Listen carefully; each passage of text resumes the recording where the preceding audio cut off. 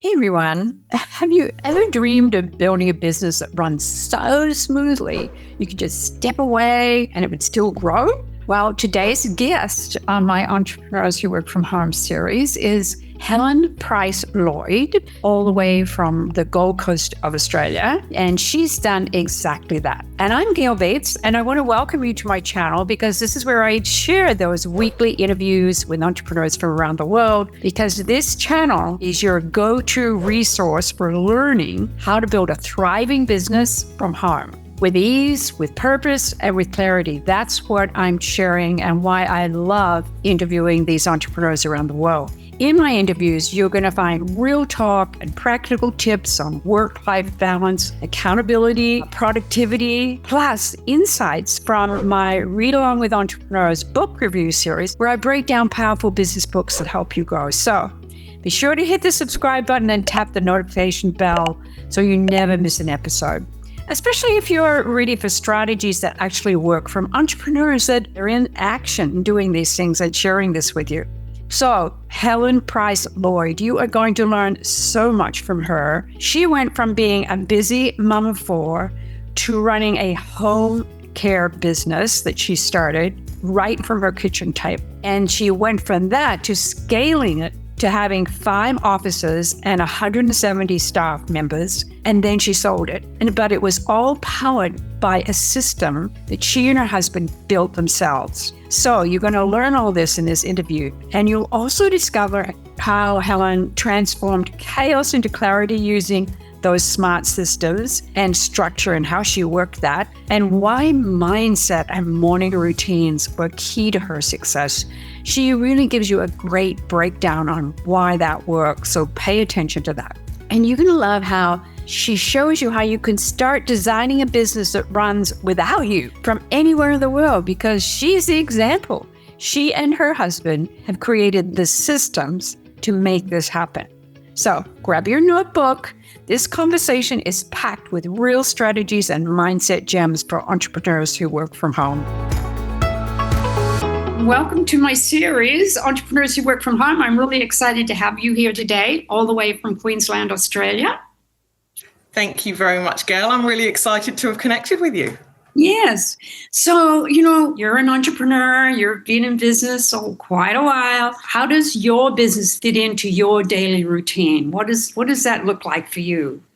I think I'll probably go back in time and start from the beginning of my journey, which wasn't actually Kaznet. It wasn't my current business. So we moved out to Australia as a family 12 years ago from the UK. And at the time, I had 4 young children. My husband was contracting, and I kind of had, as many mums, women do, that moment where I thought, who am I, what am I, and what do I want to do? And I'd always been an employee in the UK and fitted my life around the kids. And I thought, my youngest was about 3 years old at the time, and I thought, right, who am I, what do I want to do? I won't go through the whole story, but I had a bit of an aha moment. My background in the UK was in care, and I thought, why don't I set up myself in my own business?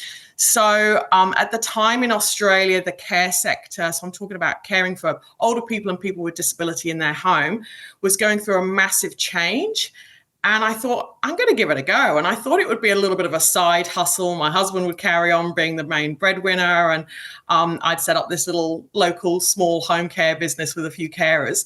And within a few weeks, the work was flying in through the door like so fast that I just couldn't. I was kind of toasting kind of buttering the toast in the morning, picking up phone calls, navigating everything, trying to hold my toddler in my arms, and just as busy mums and entrepreneurs, I know a lot of people can relate to that. Right. And I suddenly became almost like overwhelmed with stress overnight because my business was growing so rapidly, and I was still trying to be a mum, drive the kids to school, go to soccer practice, all of that stuff. And I said to, and I was also at the point where I know a lot of people are, where it's like, well, we're not quite bringing in enough money, but we can't survive. Like the stress is too much. So my husband came out of his contract in Sydney, and he came and helped me. And he's pretty process driven. He's tech savvy. He's a software developer. And during the daytimes, he was putting together a bit of a spreadsheet for me to help me manage the business.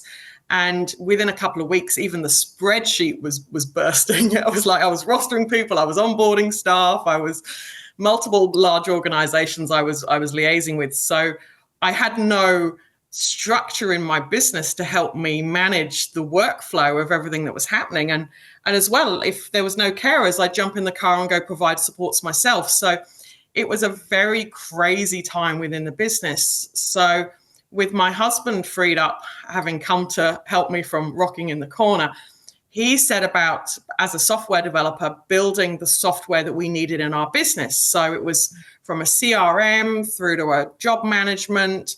It was remote workforce, so staff knew where they were going, linked to Google Maps, what they were doing, right the way through to invoicing. And even as we evolved as a business, all the compliance, anybody that works in a kind of a caring sector or a number of sectors where there's just so much compliance involved. And he quietly kind of worked away on that in the background. And we had five years of massive growth. To our peak, we had 5 offices, 170 staff. Like, I had a consultant that said to me, a nursing consultant, because I don't have a clinical background, and she said several months in, she said, "You are the CEO, Helen." And I was like, "What? How did that happen? Who am I? What?" And so, yeah, that kind of shift was massive. And to the point where actually several years in, we exited the business, it was humming. I had managers in each of the regions. Everything was running itself. It was all done through this software platform and through a large part of it was building a really strong staff culture. And towards the end of that journey, because we were kind of like, well, we've kind of got everything up and running and sorted, which was partly why we exited, because we thought we've either got to get bigger or we've got to sell on to somebody else. And my husband went away. It was actually during the early stages of COVID. And he thought, we were looking around at all our entrepreneur friends and they were all working 50, 70 hours in their business. It was like they had really successful, really good businesses, but they couldn't take a holiday. You'd be there having coffee with them and they were dealing with staff problems. And, oh, no, you need to be at this place, you need to be at that place. And my husband and I, when we sold the business, were working combined less than 10 hours a week on the business, me doing the kind of CEO role, him doing, kind of CFO, CIO type back end stuff.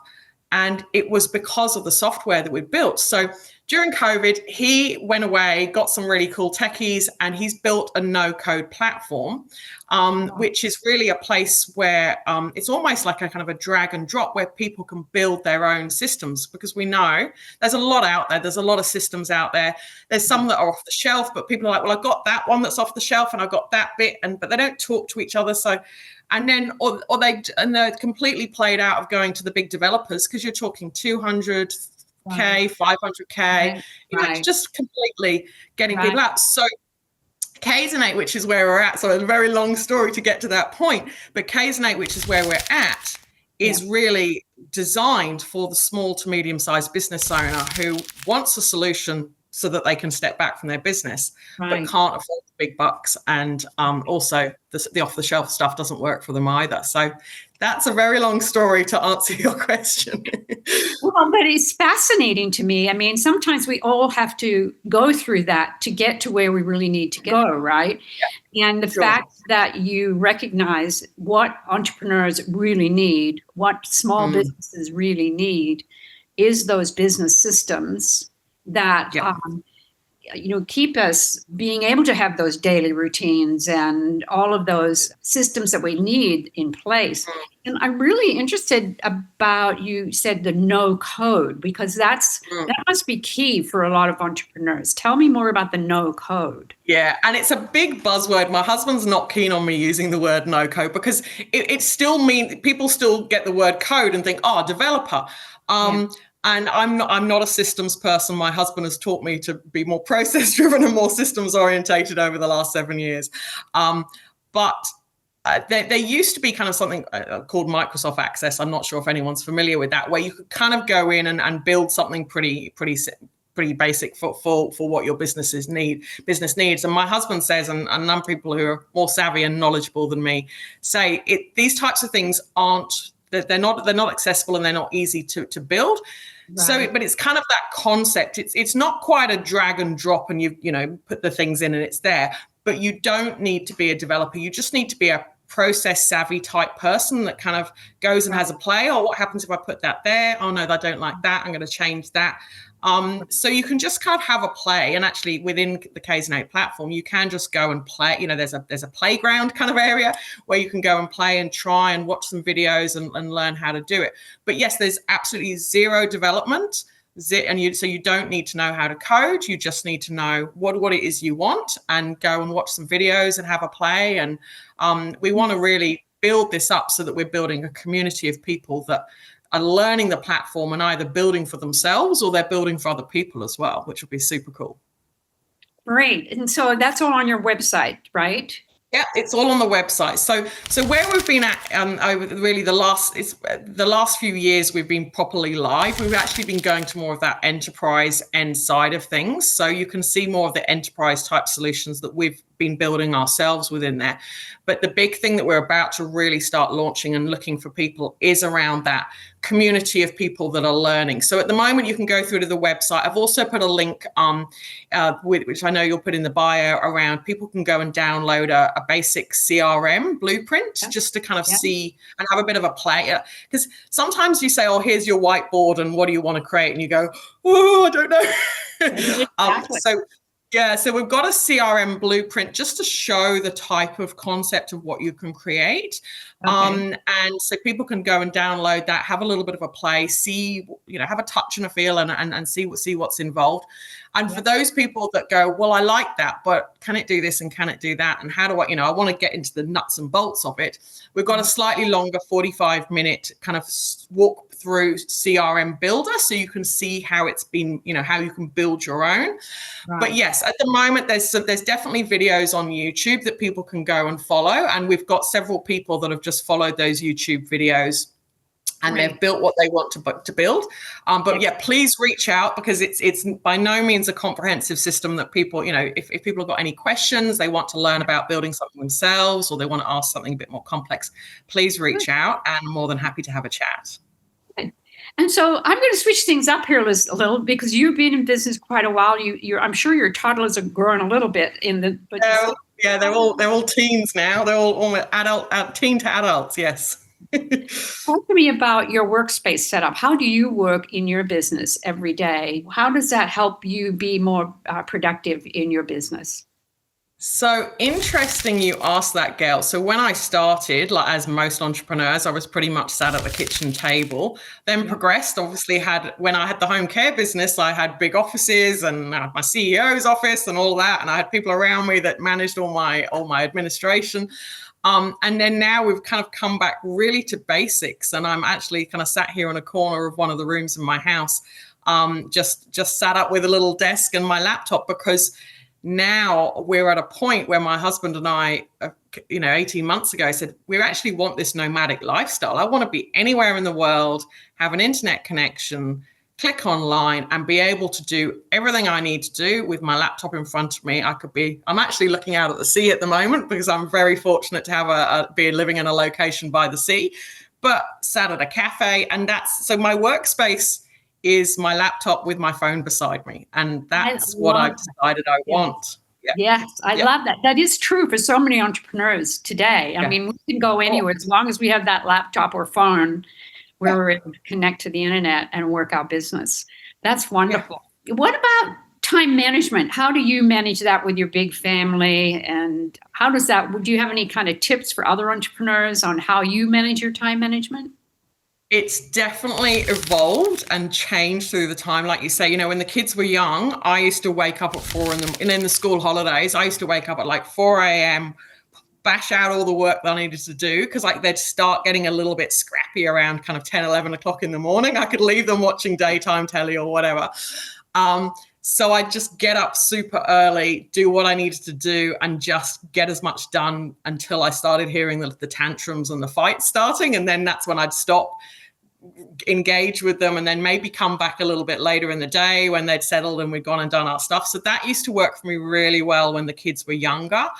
But what I found now, they're a little bit older, and to be honest, they get up later than I do, and they go to bed they're like night owls that are out partying late at night whilst I'm tucked up in bed fast asleep now. I've actually come full kind of round to the fact I get up early in the morning, I'm out walking the dog by the beach, and I start my day with a real kind of like focusing on me and what's important for me. Because I find if I ground myself and do all of these daily practices and really set myself up for success in the day, it's a game changer for like you said, that productivity. If I'm lying in bed and just kind of like roll out of bed and jump online, I don't do anything like as much productive stuff. I'm very kind of like in the moment of what do I need to do now? What's the 20% of activity I need to do for the 80% outcome? I'm very much along those lines. I love that. I love that 80-20 rule. It works in everything you do. Oh, so good. That you shared that with other entrepreneurs, because setting yourself up for success every day is really important. So figuring out what works for you for your morning routine is because, we love being our own bosses. Nobody's telling us we have to be at work by 9 a.m. or 8 a.m. or something like that, right? So it is lovely that you shared that with us, because I think that's really important. So, and I also say as well, sorry, Gail, I think a large part of that is the mindset side of things. So when I had the home care business, I used to get up in the morning with my like care work clothes on, like with the intention, if I need to, I can run out the door, go give somebody a shower, like do whatever it is that I need to take. And I was quite often like the stress was quite high because I was ready to work, and I would often be called on to go out and provide those services. And then one day, and I don't know where the mind shift came from, but one day I was like, no, I'm putting on my high heels. I'm putting my work clothes on today. I am the boss. And from that day onwards, I never did an ounce of care ever again. So I think it's also about how you show up. So, you might be sitting and not see anybody, but if you're going online, have you done your hair today? Have you put your work clothes on? I do feel you've got to get into that zone as well. I think that's a major part. In that myself. Yes, absolutely. Yep. I love that you shared that. It's so important to remind entrepreneurs about that too, because you can get caught up in just... You can slip back. You can really slip into that. No one's going to see me. I don't care. Yes. So easily. Yeah, I love it. Talk to me a little bit about challenges, how you overcome some challenges in your business, in your everyday life with your business. What does that look like for you? Oh, I've had a number of challenges. I do feel as entrepreneurs, we're probably the worst type of gamblers ever. We should all have our little entrepreneur gamblers anonymous meetings, I think, because I've gambled big, and I've been there with the white, kind of like, this is gonna work. And it goes back. I've done a lot of personal development. I've done the kind of Tony Robbins. I've done the walking on fire. I've done the personal development. I've been there. I've kind of walked the tracks of the big names from a personal development point of view. And for me, what I've found I've really come back to when dealing with challenges is, what do I have control over? I have control over how I feel. So I'm a great believer in, like, in my start out journey, I used to go and see a hypnotist because I used to have fear and trauma when the phone rang, because I'd got to such a stage where that phone ringing in the morning was somebody calling in sick. And if that person was calling in sick, that was me jumping in the car and going providing that service. So I got to the point where the phone rang and I had that kind of Pavlov kind of, oh my God, like, I can't breathe. I'm scared. What's that phone call going to be? So in my early days, I used to actually go and see a hypnotist to help me to kind of like deal with those challenges. But over the years, I'm now a trained hypnotist myself, but over the years, I've really know that all I can control is what's going on in here. And so that's how kind of that mindfulness, that reframing of, like, from a fear type statement to a more positive statement. And all I can control is how I feel in that moment and how I deal with the situation. And that's helped me massively to overcome the challenges I've experienced in life and in business. I think that's wonderful. I think if other entrepreneurs are watching this today, it is some really good advice to take to heart, because that is so important, knowing how to handle the challenges, because we do, they come from all over the place, and when we least expect it, and knowing how to handle it is really important. So thanks for sharing that. I think that was really, really important.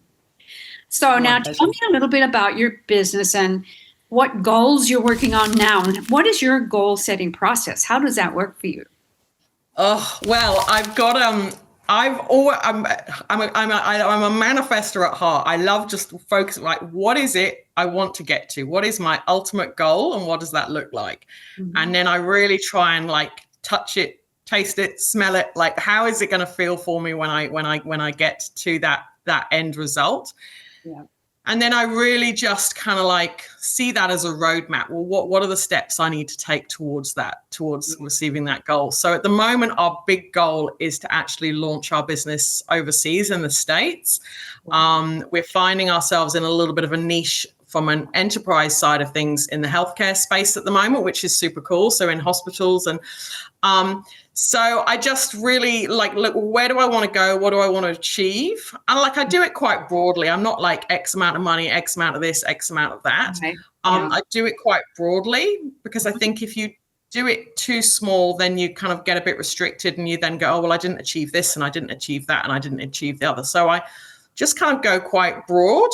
And then I just kind of like, what steps do I need to take to get me to take today to get me to that end goal and result? And I just start chipping away, and if something feels like it's working today and it's flowing, I'll get on and do it. And if I think I need to be doing some job and it's just not working, then I just let it go, and I just go, okay, well, that's obviously not going to work for me today. I'll try that again tomorrow, and tomorrow I'll probably get through and have no problems with getting it done. So I like to think big, think broadly, and just start chipping away at whatever it is I need to do to do it. So I like the big picture stuff, but then I'm a great believer in kind of writing down those lists, doing that action every single day. And I am too. I love that. Yeah. And do you put a timeline on things? Do you use a timeline on things? No.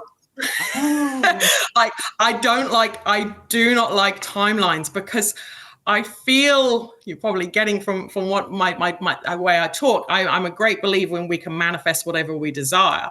Yeah. As soon as I put a timeline on, that puts resistance on for me and restriction, and it's got to be done by so and so time. Like, so let's say I wanted to make $100,000 in the next 6 months as an example. Right. Well, then my brain would kick in and go, well, I've got to be making, I've got to go from 10 to maybe 10 to 20 to 30, 20 to 40. And then like end of month one, if I haven't done that 10 or whatever it is, it's like, oh my God, it's not working. So I like to be broader and just know that it's going to come at the right time. Yeah.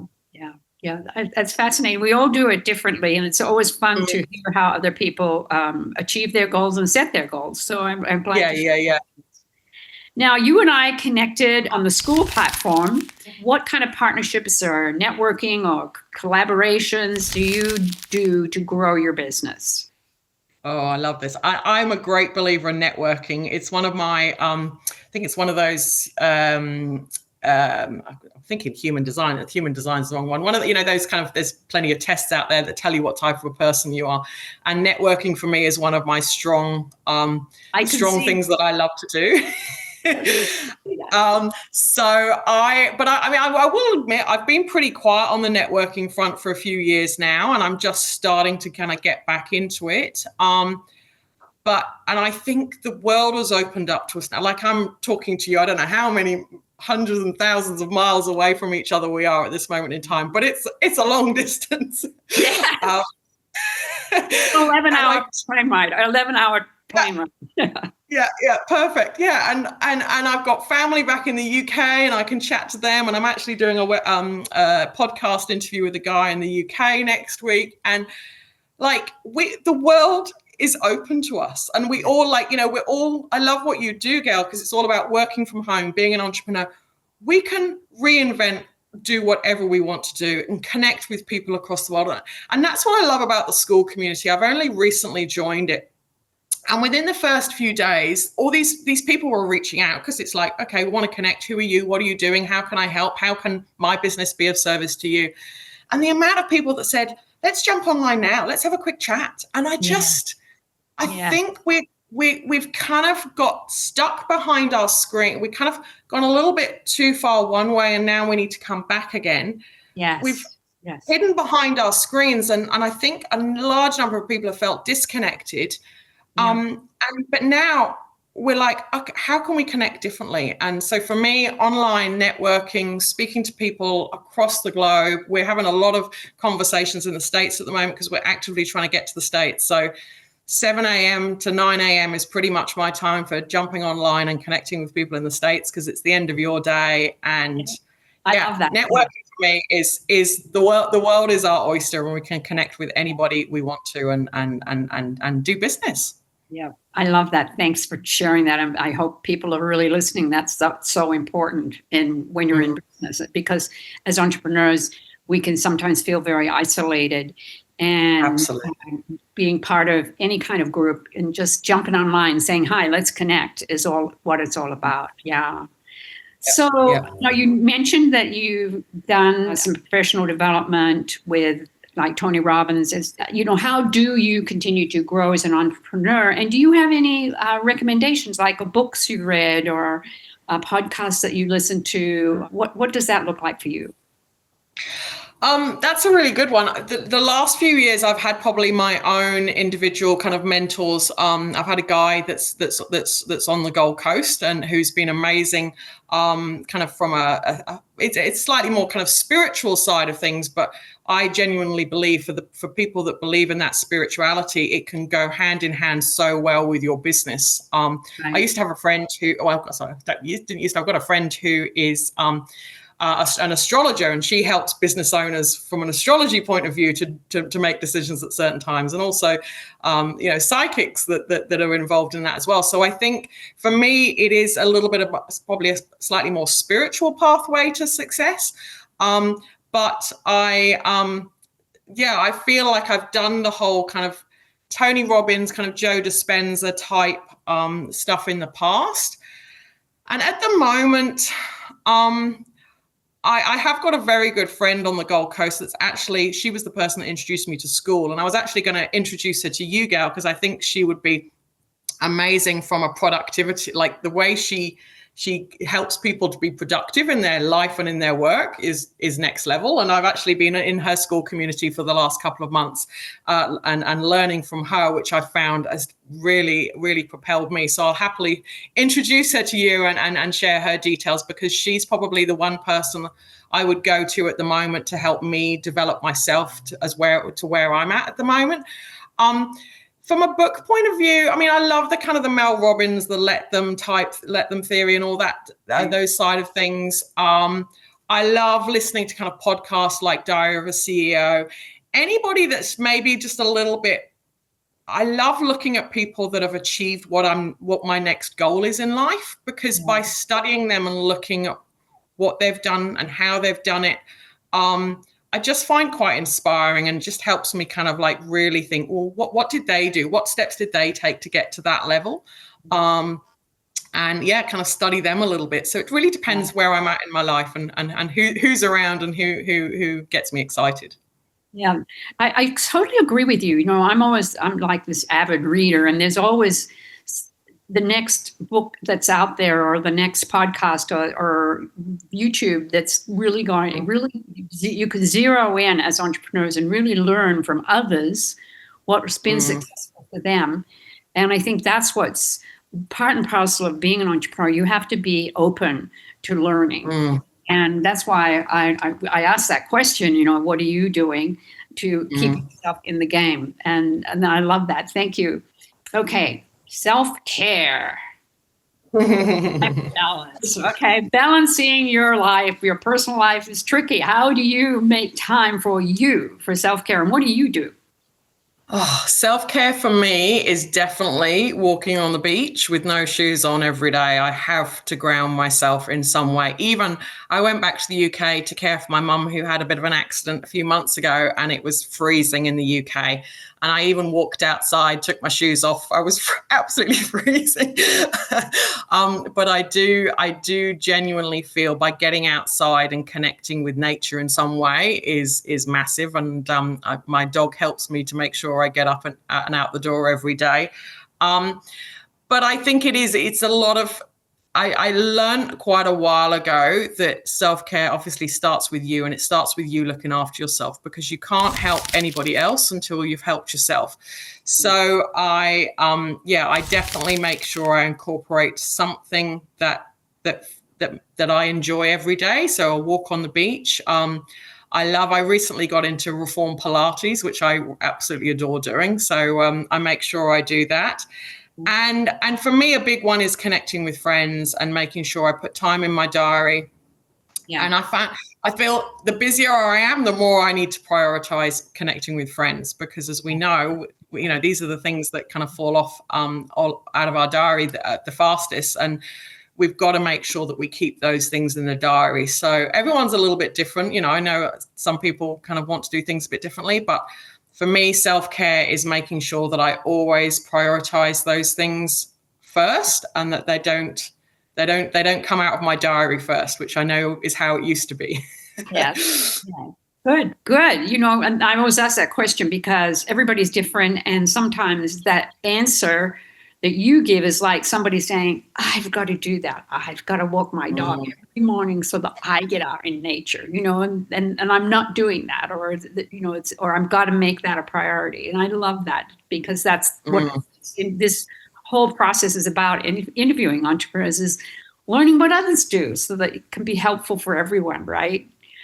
On that note, I'd love to ask you, would there be one piece of advice or a key lesson that you like to share with fellow entrepreneurs working from home? One bit of advice. I think it's actually kind of get out of your own way. And what I mean by that is, like, think big. Like I don't know what your upbringing was like, Gail, but when I was growing up, it was kind of like, you don't want to brag too much. You don't want to, be, you want to keep a little bit quieter. Nobody wants to hear about how amazing you think you are. And what I've learned over the years is no, like, celebrate success, celebrate what you're achieving. And a big part of how I've succeeded in life is I've lied. Now, what I mean by that is I've always said I'm doing better than my current reality, because that's what I'm striving for. I'm striving. In the early stage of the business, people would say, how many staff have you got? And I probably had about 7 at the time. And I'd say, I've got 15. Like, I always bigged it up, because I didn't want 7. I wanted 15. Then I wanted 30. Then I wanted. So I think, just get out of your own limiting beliefs about what you can and can't do, and what, that little person on your shoulder is saying, you can't really do that. You've come from so-and-so. How are you going to achieve that? Think big, and just get out of your own way and let it all unfold, because it will. It really will. I agree. I really love the way you put that. It's great. So now I want you to share with everyone more about your business, okay? Who you serve, and where people can connect with you, and any services or resources that you offer, which we'll put all of that information in the description below. So talk to us a little bit more about your business systems and your business. So really, I think spell it out for people, the name of it. Yeah, sure. So really, anybody who, I say there's 2 types of people that I think, I'd love to have a conversation with at this moment in time. The first type of a person is what I would call an industry expert. So they've been in business, in a particular side of business for years and years and years. They know it like the back of their hand. They might be kind of in that health and safety space, or they might be, kind of a human resources, that kind of people and culture. They might know that inside out. They might be working in a hospital and know there's a way to make the process in the hospital much easier. So anybody who's really got a load of information in their brain that they might have written into a kind of some type of a manual, and they go, I've got it all up here, and I know if I could go to businesses with the solution that's in my brain, with something that they can tangibly put into their business, then I know I'm going to make money while I sleep, because people are just going to, go through this. So anybody who feels they're an industry expert in relation to kind of some type of a process or mapping out type situation in pretty much any industry, definitely have a chat with me, because part of what we do is my husband is really great at helping people extract that information from their brains and helping them to build a system that they can monetize on.